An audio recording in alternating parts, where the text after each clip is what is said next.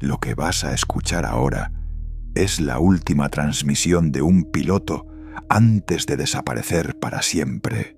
No es una película, no es una recreación dramática, es la transcripción oficial del Departamento de Transporte de Australia.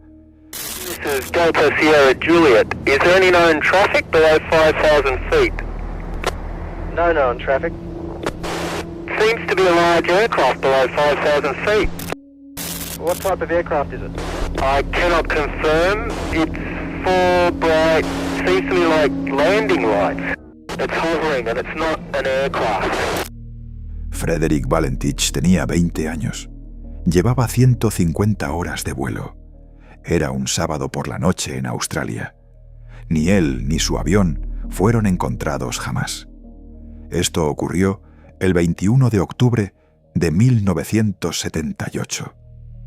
Y 47 años después, la investigación oficial sigue clasificada como causa no determinada. Si este tipo de análisis te interesa, suscríbete y activa la campana. Empecemos. Para entender lo que ocurrió esa noche sobre el estrecho de Bass, primero tienes que conocer a Frederick Valentich. 20 años. Nacido en Melbourne en 1958, hijo de inmigrantes italianos. Guido, su padre, trabajador, serio, con esa disciplina que traen los que han llegado a un país nuevo con las manos vacías. Alberta, su madre, más cálida. Y entre los dos, Frederick, Fred para sus amigos, creció con una obsesión que lo consumía desde pequeño. Quería volar. No era una afición, era lo único que le importaba.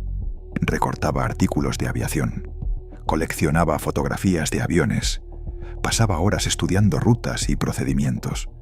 Sus amigos lo describían como alguien honesto, trabajador, sin malicia. Un chico normal con un sueño muy concreto. Pero el sueño no estaba yendo bien. Valentich había intentado entrar en la Fuerza Aérea Real Australiana en 2 ocasiones. Las 2 veces fue rechazado por no cumplir los requisitos académicos. Entonces había tomado el camino más largo: sacarse la licencia de piloto comercial por su cuenta, hora a hora, examen a examen. Y ahí estaba el problema. En el momento de su desaparición, Valentich había suspendido todas las asignaturas del examen comercial, no una, sino 2 veces. El mes anterior a su último vuelo, había vuelto a suspender 3 materias más. Su carrera de piloto, la única cosa que había querido hacer en su vida, se le estaba escapando de las manos. Tenía también un historial de incidentes en el aire. Había entrado en espacio aéreo restringido sobre Sydney y recibido una advertencia formal. Había volado deliberadamente hacia una nube en 2 ocasiones distintas, algo expresamente prohibido. Y las autoridades estaban considerando procesarle por ello. Y había algo más. Algo que su padre mencionó después de la desaparición y que cambió la forma en que muchos investigadores vieron el caso. Frederick Valentich creía en los ovnis, no como curiosidad, como convicción. Creía que los extraterrestres existían, que habían visitado la Tierra y que en algún momento vendrían a por él. Su novia, Rhonda Rushton, declaró a los investigadores que 6 días antes de su desaparición, Frederick le había hablado de la posibilidad de que un ovni se lo llevara. 6 días antes. Guárdalo ahí, porque volveremos a eso. El sábado 21 de octubre de 1978, a las 18:19 horas, Frederick Valentich despegó del aeropuerto de Moorabbin, en los suburbios de Melbourne. El avión era una Cessna 182L de un solo motor, matrícula UHDSJ. Un aparato pequeño, fiable, el tipo de avión que se usa para vuelos de entrenamiento. Lo había alquilado a la empresa Southern Air Services, con la que además tenía una deuda pendiente de $360, que había prometido pagar con dinero de unos pasajeros que nunca existieron. El plan de vuelo era sencillo: cruzar el estrecho de Bass hacia la isla de King, a unos 230 kilómetros al sur. El trayecto estimado, 41 minutos hasta el cabo Otway, luego 28 minutos más hasta la isla, era una ruta que Valentich había volado antes. El tiempo era bueno, visibilidad perfecta, sin viento significativo, un vuelo nocturno de entrenamiento, rutinario, sin complicaciones. Pero hay 3 detalles en la preparación de ese vuelo que los investigadores encontraron perturbadores. Primero, Valentich no avisó al aeropuerto de King Island de que iba a aterrizar. Eso era procedimiento estándar obligatorio para un vuelo nocturno. El aeropuerto necesitaba encender las luces de pista. Valentich sabía que llegaría de noche y no llamó. Segundo, el motivo del viaje no tenía sentido. A los funcionarios del aeropuerto les dijo que iba a recoger a unos amigos. A su familia le dijo que iba a buscar cangrejos de río. Las investigaciones posteriores descubrieron que no había ningún amigo esperándole y que la empresa de alquiler tenía prohibido el transporte de cangrejos. Nadie en King Island sabía que iba. Tercero, Valentich llevaba 4 chalecos salvavidas a bordo. 4, para un vuelo de entrenamiento en solitario. ¿Para qué 4 chalecos si iba solo? Nadie lo sabe. A las 19:00, 40 minutos después del despegue, Valentich sobrevolaba el cabo Otway y ponía rumbo sur sobre el estrecho de Bass. El sol se había puesto. El cielo estaba oscuro. Debajo, el agua negra del Atlántico. Y a las 19:06 estableció contacto con el servicio de vuelo de Melbourne. Lo que ocurrió durante los siguientes 6 minutos y 22 segundos quedó grabado en la cinta oficial del servicio de vuelo de Melbourne. Es la única vez en la historia de la aviación en que un piloto desapareció mientras describía en tiempo real lo que estaba viviendo. Te lo voy a contar exactamente cómo ocurrió, minuto a minuto, palabra a palabra. This is Delta Sierra Juliet. Is there any known traffic below 5,000 feet? No known traffic. Una pregunta de protocolo. Normal. Valentich quería saber si había otros aviones en su zona. La respuesta era no, pero Valentich insistió. Seems to be a large aircraft below 5,000 feet. El controlador en tierra, Steve Robbie, revisó sus pantallas. No había nada. Ningún avión registrado en esa zona a esa altitud. What type of aircraft is it? I cannot confirm. It's 4 bright, seems to me like landing lights. The aircraft has just passed over me at least 1,000 feet above. Is there any Air Force aircraft in the vicinity? No known aircraft in the vicinity. Valentich reporta que el objeto ha pasado sobre él a gran velocidad y ha desaparecido hacia el este. Luego vuelve. Seems to be playing some sort of game. He's flying over me. Steve Robbie, el controlador, escucha. No tiene nada en el radar, ninguna señal, ningún avión registrado. Delta Sierra Juliet, it's not an aircraft, Tras oír esas palabras, Robbie insiste para averiguar de qué tipo de aparato se trata. Can you describe the aircraft? As it's flying past, it's a long shape. Cannot identify it. It has such speed. Y entonces el tono de Valentich cambia. It's before me right now, Melbourne. How large would the object be? Seems like it's stationary. What it's doing right now is orbiting. The thing is just orbiting on top of me. It's also got a green light and a sort of metallic, like, it's shiny on the outside. It's just vanished. Robbie respiró. Quizás era un avión militar no identificado. Quizás una ilusión óptica. Quizás Valentich estaba confundido.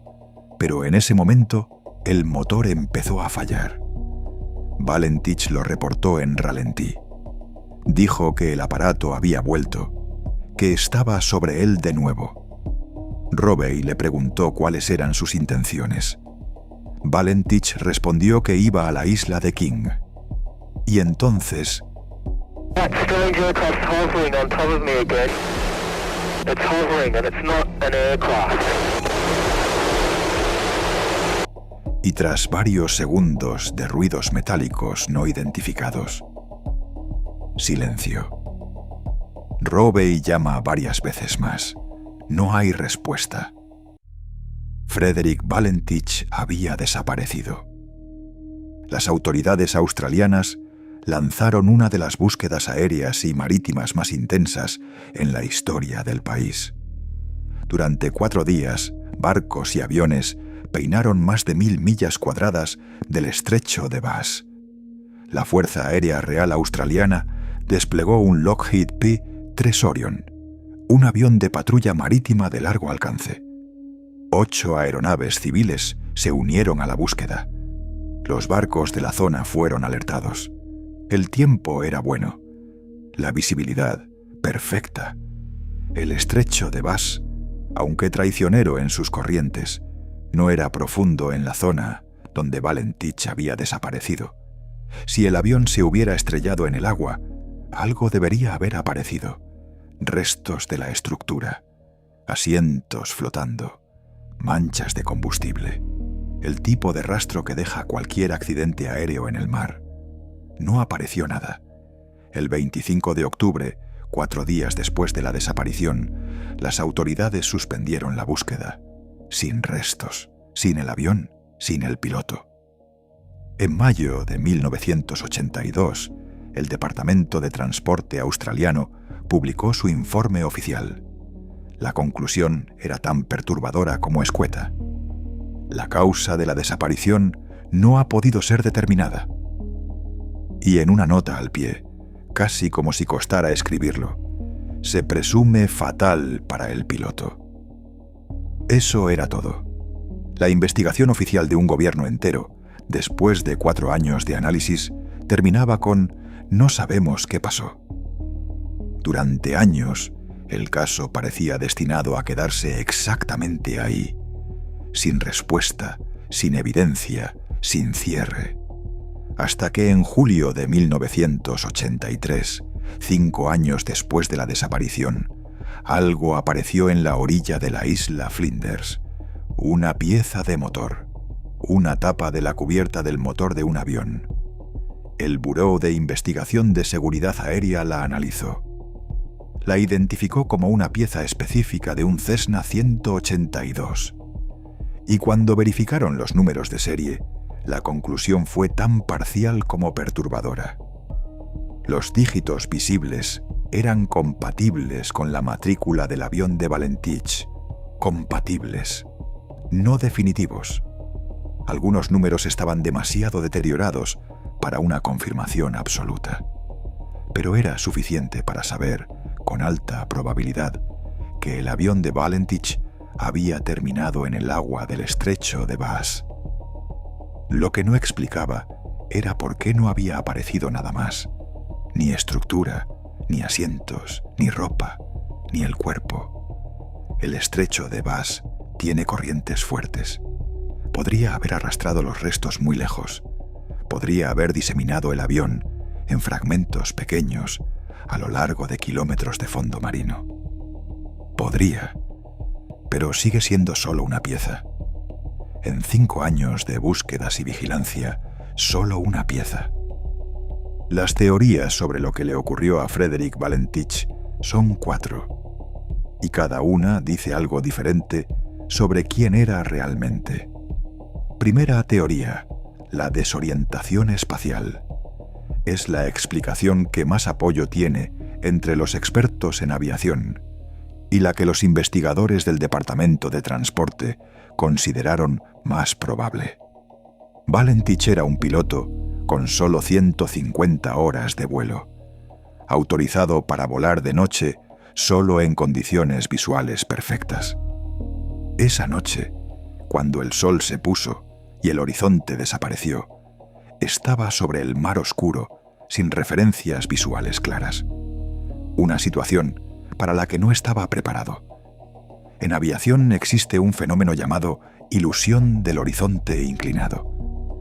Cuando el cielo está parcialmente iluminado y el mar está oscuro, el horizonte puede parecer torcido. El piloto corrige sin darse cuenta. Y al corregir, entra en lo que se llama una espiral de cementerio. El avión empieza a girar lentamente sin que el piloto lo perciba. La nariz cae, la velocidad aumenta y el giro se estrecha hasta que el avión golpea el agua. El nombre es brutal: espiral de cementerio. En este escenario, Valentich estaba volando en espiral descendente sin saberlo. Las luces que veía orbitando sobre él eran sus propias luces de navegación reflejadas en el agua. La luz verde que describió era su propio piloto automático, visto desde un ángulo imposible, porque el avión ya estaba casi invertido. Y cuando el motor empezó a fallar, no era porque algo externo lo estuviera afectando. Era porque la Cessna 182 tiene un sistema de combustible por gravedad. Si el avión está invertido, el combustible no llega al motor. Eso explicaría el fallo del motor. La desorientación, la sensación de algo volando sobre él. Y los 17 segundos de sonido metálico, al final serían el impacto del avión contra el agua. Es una teoría coherente, técnicamente sólida y completamente fría. Segunda teoría: la desaparición voluntaria. Valentich tenía motivos para desaparecer. Su carrera de piloto se hundía. Había suspendido todos sus exámenes 2 veces. Estaba bajo amenaza de procesamiento judicial por sus incidentes en el aire. Tenía deudas y había mentido sobre los motivos de su último vuelo. La Cessna tenía combustible para volar 800 kilómetros. Más que suficiente para alejarse a cualquier lugar de la costa australiana. La policía de Melbourne recibió esa misma noche informes de una aeronave ligera aterrizando misteriosamente cerca del cabo Otway. Y hay un detalle que casi nunca se menciona. En ningún momento durante la transmisión, Valentich declaró una emergencia. Un piloto con el motor fallando sobre el mar de noche debería haber activado el protocolo de emergencia de inmediato. No lo hizo. Siguió describiendo el objeto. Siguió respondiendo al controlador con calma. ¿Podría haber fabricado toda la escena del ovni para justificar su desaparición y proteger a su familia de la verdad? Su padre lo negó con vehemencia. Su novia dijo que era absolutamente incapaz de hacer algo así. El controlador Steve Robey insistió en que la voz de Valentich sonaba genuinamente estresada, no actuada. Pero nadie puede descartarlo del todo. Tercera teoría: los traficantes. En 1978, el estrecho de Bass era una ruta conocida para el tráfico de drogas desde Asia.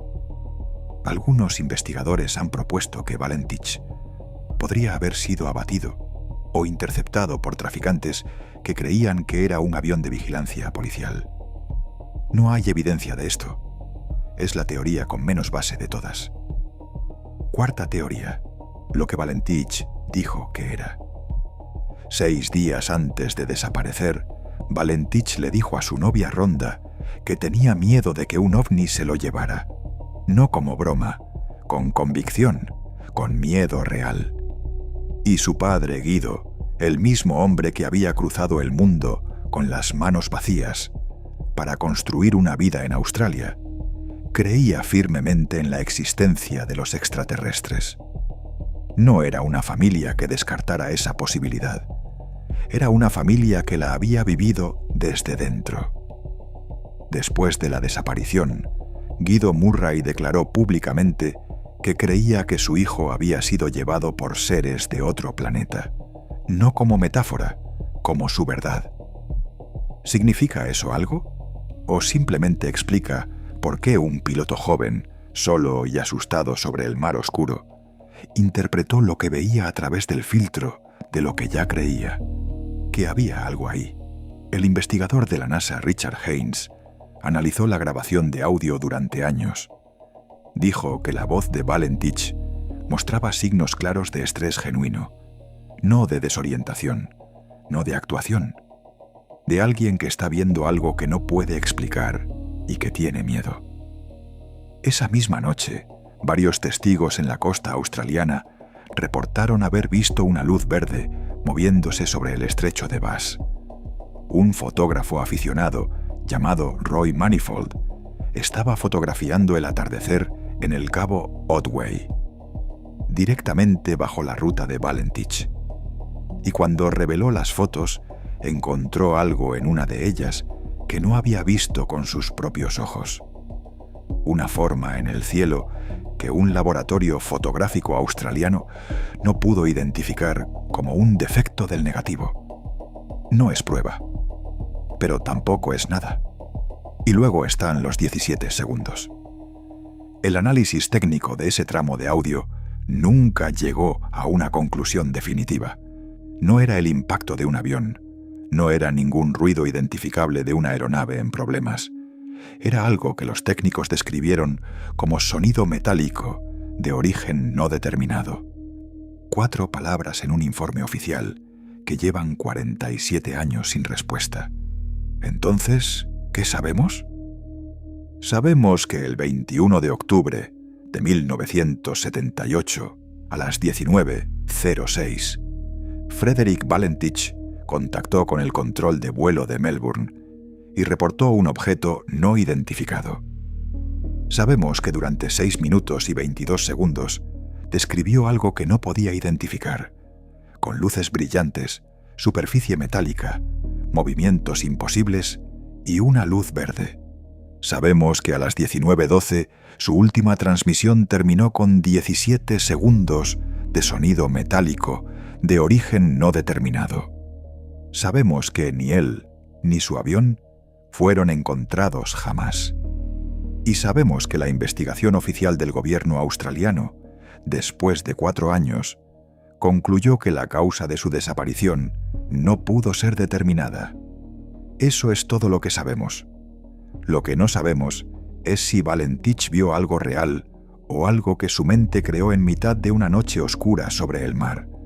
Si entró en espiral sin saberlo o si algo externo afectó a su avión. Si desapareció porque quiso o porque algo se lo llevó. Lo que sí sabemos es que era un chico de 20 años que quería volar más que cualquier otra cosa en el mundo. Que había fallado los exámenes que necesitaba para hacerlo. Que despegó un sábado por la noche con 4 chalecos salvavidas y un destino que no tenía ningún sentido. Y que 6 días antes le había dicho a su novia que tenía miedo de que un ovni se lo llevara. No sé si eso es una profecía, una obsesión o una coincidencia que escalofría.